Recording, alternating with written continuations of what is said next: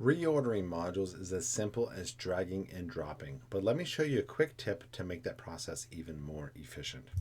In this example, I have each module representing one chapter of Little Women, and up until now we've been using a first to last ordering system, but I've decided I want to switch that and have the most recent module at the top.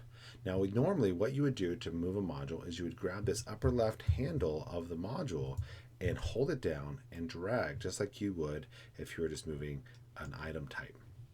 However, if you have a very long module or many modules, that process can become very tedious. So let me show you a quicker way. Let's put this back. Up here at the top of the page, you have this Collapse All button. Go ahead and click that, and that's going to collapse all the modules into their title bars. Next, we're just going to grab Chapter 3, put it at the top, Chapter 2, go in between there, and hit Expand All, and there we have it. Quick and easy way to reorder the modules. Cheers.